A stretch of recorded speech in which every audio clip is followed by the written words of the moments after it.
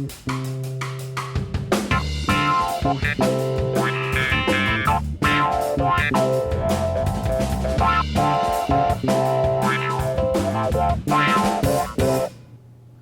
it's 2013. You can walk by, Katie. This is not a, we're not going to pretend anything's here what it is. It's 2013. New Year's was just a couple weeks ago. I'm not big on resolutions. I decided, however, this year, my resolution was going to try to pick up and adopt all the bad habits that everybody else tries to get rid of. So for the first week of the year, I drank more and ate more and smoked more than I ever have in my life. The second week of the year, I laid in bed moaning and I pooped about every 15 minutes. If I was really lucky, those happened independent of one another, but not always the case. So in an effort to bring more health into my life, I've come to Iowa City's premier healthy vegetarian vegan place. I wanted to eat something well for myself tonight. I'm over here at the Trumpet Blossom Cafe, 310 Prentice Street, but they're closed. It's Monday and they're closed. But they do pour a nice drink, and I was very fortunate to run into one of my favorite people here in Iowa City. I am, of course, talking about Pete Balestrieri. Pete, thank you so much for sitting down with us. Welcome, Neil. You know, the first time we ever met, as a matter of fact, was here. It was outdoors. The weather was a little nicer than it is now. Yep. And we sat outside. I had never met you before. I think maybe Josh Carroll introduced us. We talked for an hour and a half, and I enjoyed myself. But my first thought was, God damn it, we just wasted 3 episodes of my show talking without a camera. So now we got you on camera. Let me ask you, though, you know, we'll talk about your life. We'll talk about your career. We'll talk about music. I've talked to a lot of musicians on this show, local, national, you name it. And not entirely, but a lot of people who are musicians express themselves that way on stage very openly, but then you go to talk to them and they're maybe a little shy or a little more taciturn. You do not suffer this affliction. You are one of the most gregarious people probably in this town. How is it, and how did you get that way? How did you become such a schmoozer? I don't know. I'm a talking fool. There are, people who have, said far too much over the years, and I have to agree with them at times. But, one thing leads to another, one word leads to another. And so when you're not talking, you're playing a lot of saxophone. You're in a lot of local bands. We talked a little bit before the show. You're from Iowa, born in Iowa City, grew up in Milwaukee, but you've moved back here 11 years. No, born in Milwaukee. Born in Milwaukee. Born in Milwaukee, moved to Iowa City. First started coming to Iowa City in 1988. And that was to visit my, at the time, girlfriend, Claire Fox. And would come and visit her usually once or twice a month if I could. And then that was after we had a courtship in Milwaukee, and then Claire was in graduate school here, and she came back here, and I started coming to visit her, and then we were in love, and I was still playing in Violent Femmes at the time, and Brian Ritchie, the bass player from the Violent Femmes, and I would have these conversations where Brian would say, what are we doing here? What city are we in? And I'd say, I don't know. That's somebody else's job. Somebody else gets paid to remember things like that. And he'd say, well, I know that it's not the city where, the people we love are. The gas station attendant gets to go home at night and sleep, with whoever he loves. And we don't. And what's that all about? And I started thinking about that more and more and decided, well, this has been great. I've been doing this a long time, and maybe it's time to quit. You brought to show and tell with Pete Balestrieri. You brought your actual gold record in. We got to look at that earlier. The Femmes were, probably certainly one of my favorite bands when I was a young man. I don't know, were you with him in like '91 or? Because I'm wondering if you were on stage when I saw him at the Park West in Chicago. Oh, yeah. Really? I was at 91? I was at that gig. Yeah, that's the first concert. I think I was like 16, 15, 16. I wasn't touring with the band anymore. Okay. But I went and played that gig. That was a fun show. I got into the mosh pit with sandals on, learned a very important lesson, but I learned it right out of the gate. So heretofore I don't do the mosh thing anymore. You're with that band for how long were we with the Femmes? On tour continuously from 80 until about I started sitting in with them in about 78 or 79. And then started touring with them, I think, in either late 79 or early 80. And then toured with them straight through till, I think, 90 or almost 91. And that's when I went to school. And that was the Horns of Dilemma. It was yourself and... That was the horn section. That was me, Sigmund Snowpeck III on keyboards and trombone and 3 or 4 other instruments. And then Steve McKay, the sax player for the Stooges. When a band's on the road as much as they were, I mean, you said you toured pretty well straight, lawsuits notwithstanding, for near to a decade. Never mind just relationships. Does that lend itself to? I mean, because that was a very successful band that I imagine toured a lot. Just lacking a sense of place, just of a home, like your own pillow to lay your head down, whether there's somebody next to you or not. Oh well, until I fell in love, I loved it. I loved that part. So that was the good part. Mostly it's boring. Mostly it's just really, really boring being on tour because you're just riding all day long. And, I mean, you're with the same people every day. And you're driving, and then, you get somewhere and you do sound check or whatever, and you wait, and then you do the gig. And while you're doing the gig, everything is fantastic for like an hour and a half. And that's the Femmes used to do long shows. But even that hour and a half, I was in the horn section. And in the very beginning, it was just me and the 3 other members of the band, just the 4 of us driving around for at least the first year or so. And there's really nothing to do. And, after you get to know each other, there's nothing to talk about. And you just, it's really boring. But I hear about soldiers who come back from war, and even though they're glad to be home, they miss that even, that intensity, that moment. What's that transition like? I mean, you made the decision to go and be a more domestic life, and you're married and you have kids and that kind of stuff. Yeah. But do you ever just feel, gosh, I want to go back on the road. I want to get out. Oh yeah, absolutely. You get that wanderlust feeling? I can't see a bus. I can't see a tour bus without thinking I should get on that bus. I should get on that bus right now. But the interesting thing is that after the first, I would say 3 years, 4 years, you wind up in this strange loop where you're on tour for 2-3 days, and those first 2 or 3 days are fantastic. And then it settles back into, mostly boredom. And then you wish you were home. And then the tour is over and you're at home. And those first 2 or 3 days at home are fantastic. And then you immediately wish you were back on tour. And when that hits, that's when you know that, this thing that you really loved and that you really, really wanted to do is now your job. What was fun after a while was staying in really great hotels, eating in amazing restaurants.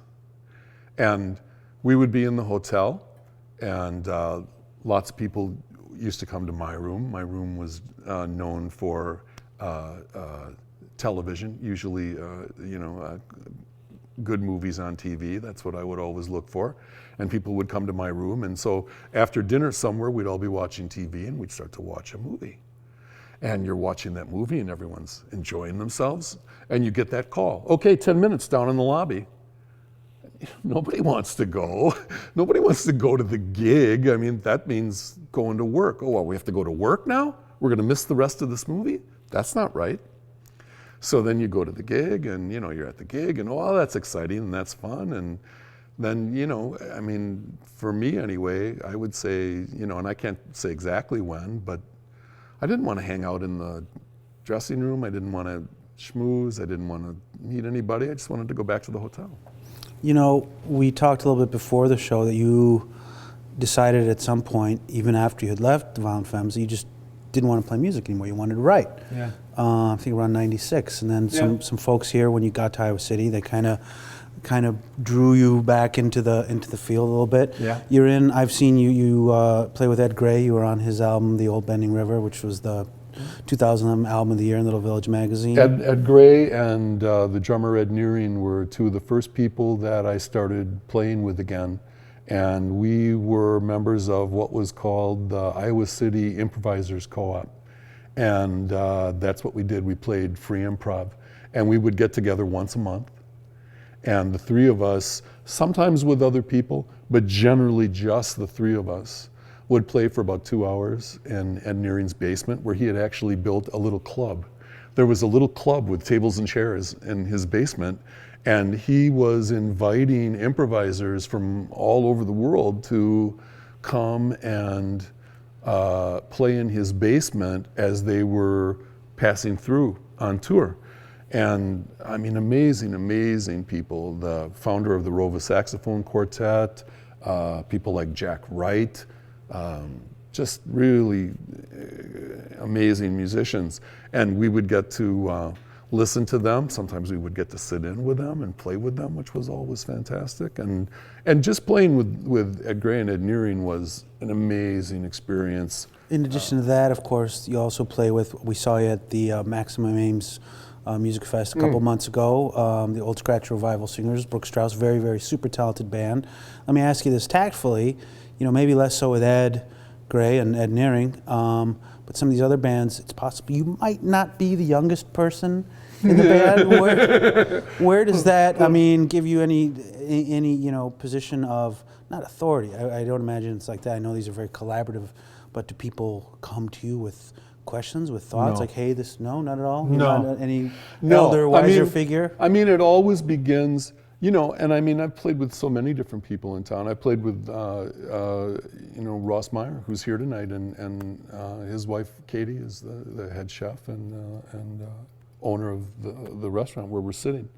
And Samlock Ward, another very amazing, talented, prolific singer-songwriter. He's put out 3 albums while we've been talking tonight. Exactly, and great bands, and Tim Crine, Rusty Buckets, Kick-Ass Tarantulas. So many different bands, but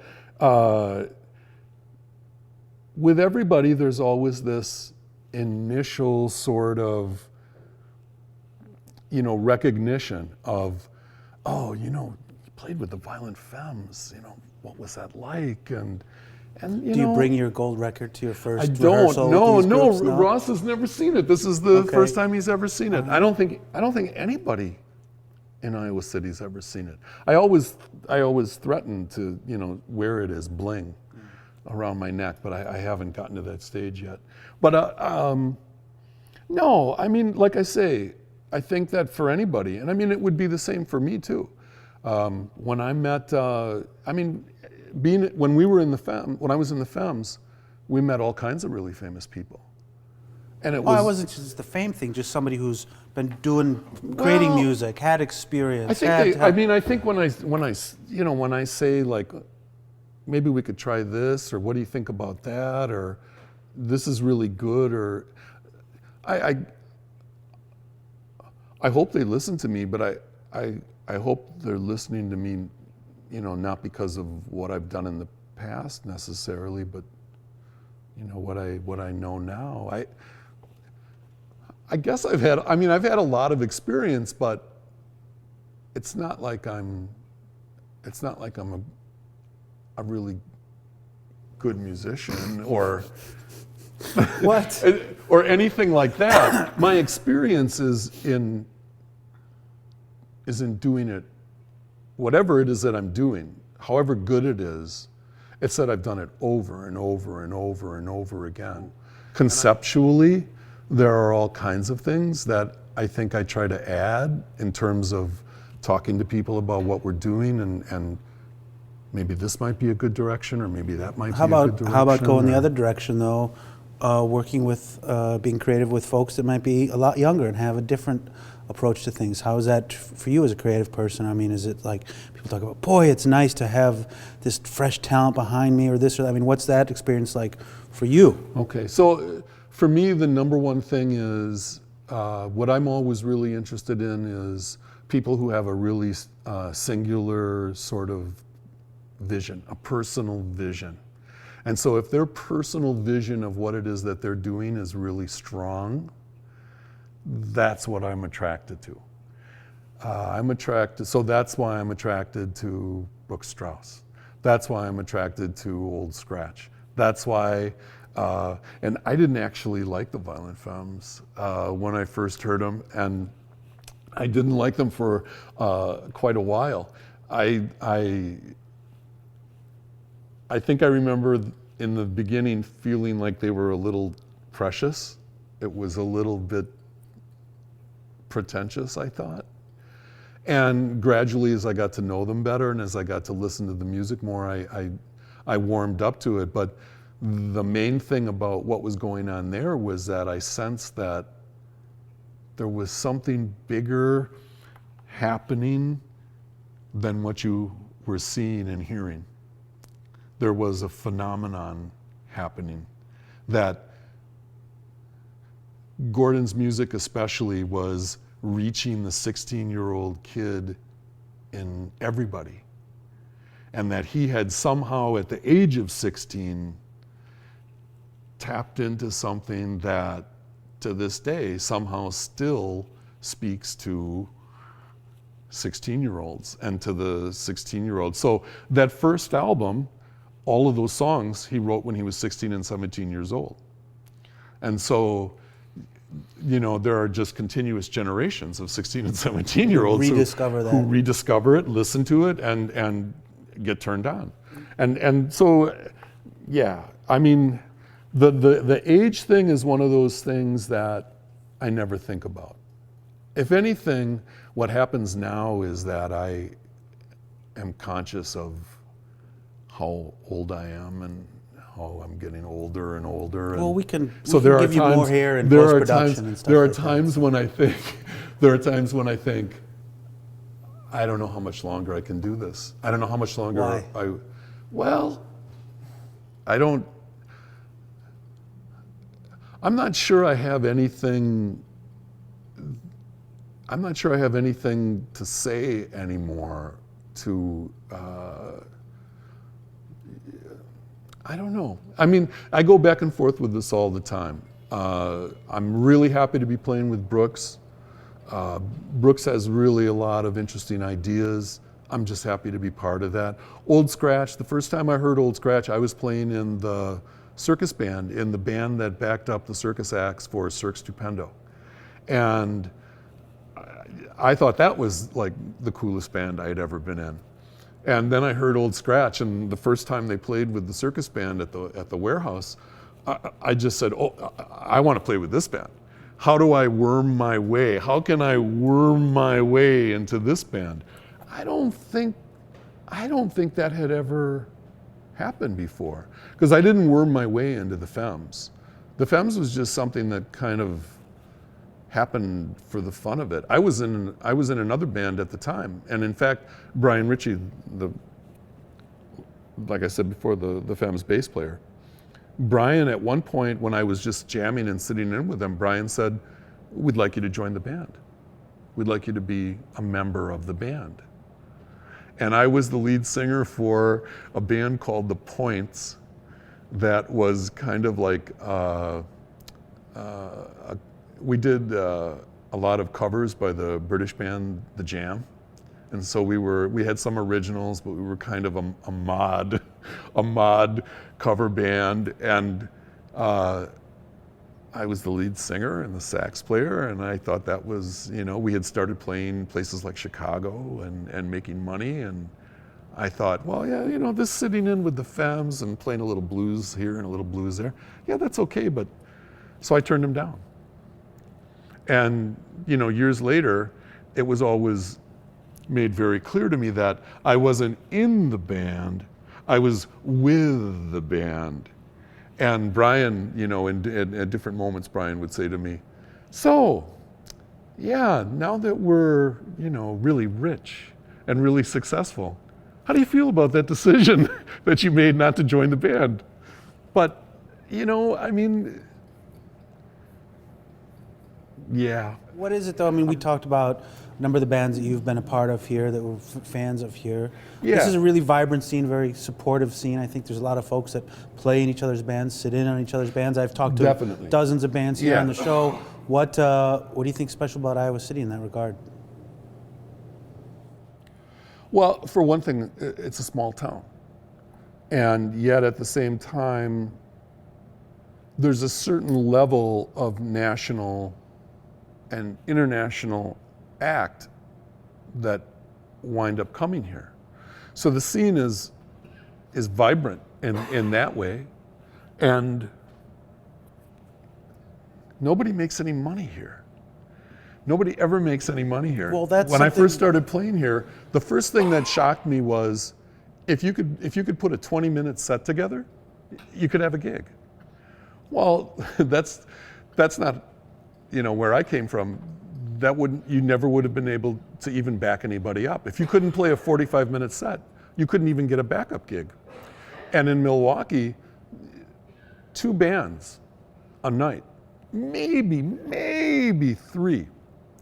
But when I first started playing here, 5 bands, In 4 or one 5 lineup. bands in one night, and nobody making any money. Everybody playing for free. And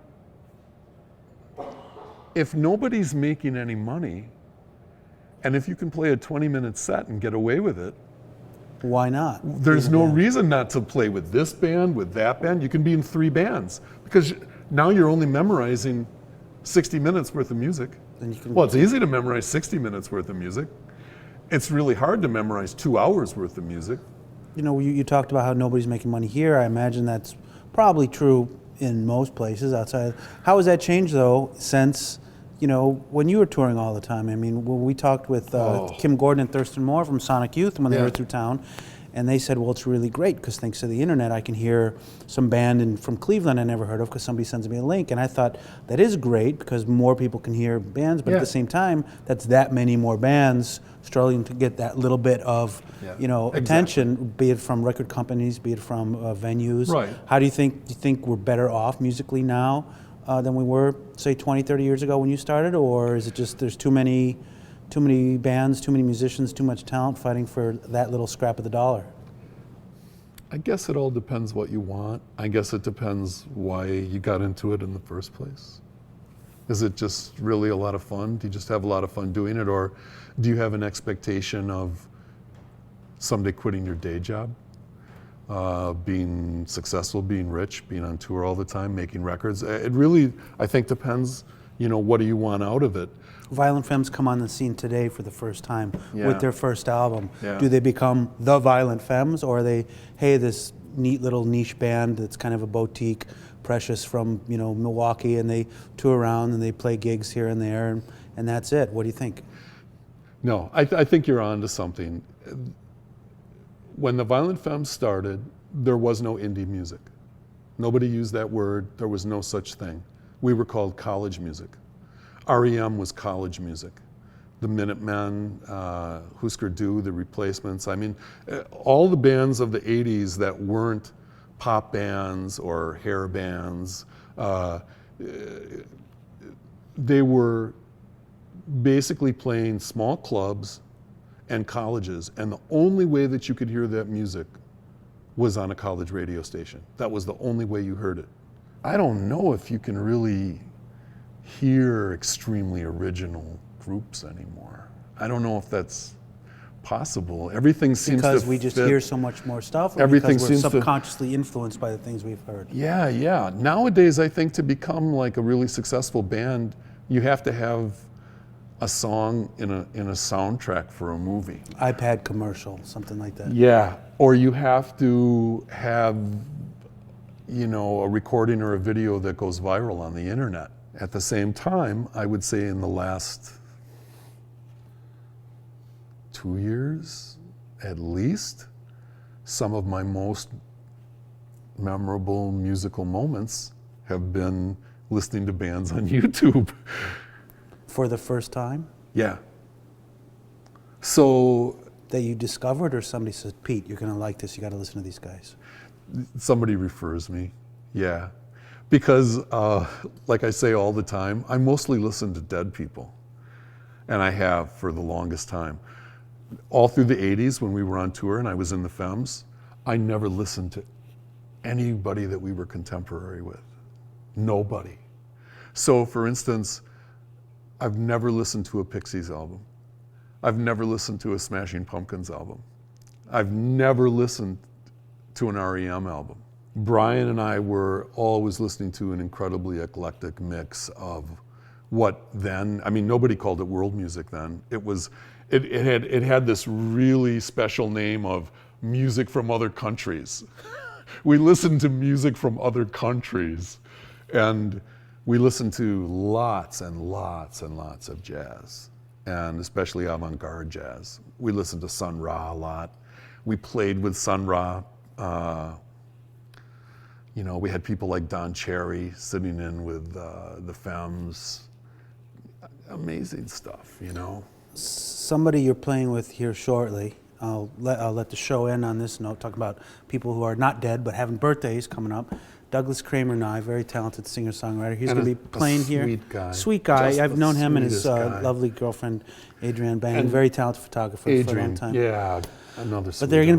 going to be joining them here in a couple weeks, February 16th. He's Yeah. his record release party Yeah. of his. Also playing that night is, of course, Old Scratch Rival Singers. I have it written down here. Look at me, I'm a trained professional. Excellent. Sky Carrasco, just absolute sweetheart, super talented, one of a kind, unique. And I don't know if she's gonna play with Old Scratch or not, but a former member of Old Scratch. And Megan Buick, who I don't know. Somebody I think like fairly new on the scene, Okay. who I haven't heard yet, but who everyone says is an amazing talent. So you get these recommendations. So Yeah, absolutely. that's coming up on February 16th. But listen, You know, here's a good example. Doug Nye. Doug Nye is a guy who works at the co-op and has just a really interesting approach to songwriting and to guitar playing. I just absolutely love Doug. I love his music. Brooks and I both recorded some horns on one of the songs on the album. Really, really pleased and honored that he let us do that.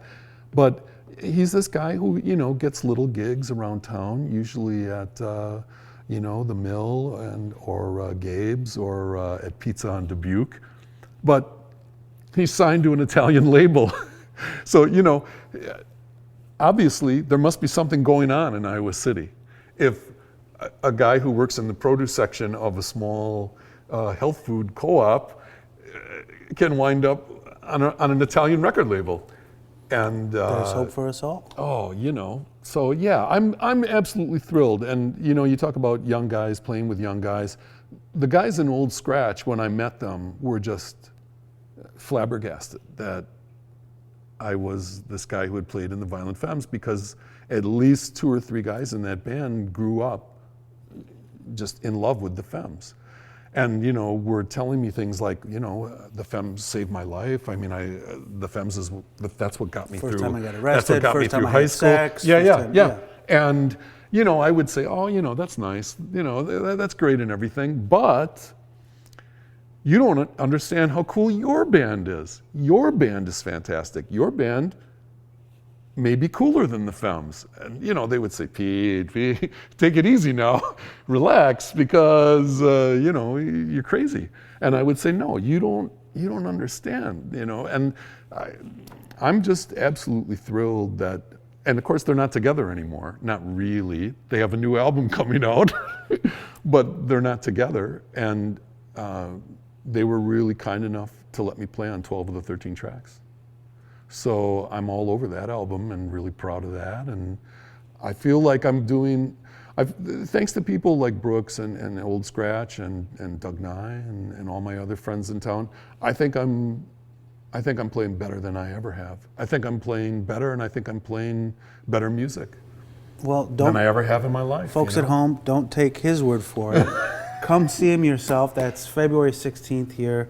The Doug Kramer Nyes record release It's party. gonna be an amazing Going to be a great show. Pete, thanks so much for sitting down with us. Yeah, play us my out. pleasure. You're going to play Thank a you so song for us off of the Iowa City Song Project I'm gonna give it a try. called Iowa City Make Love to Me. Yeah.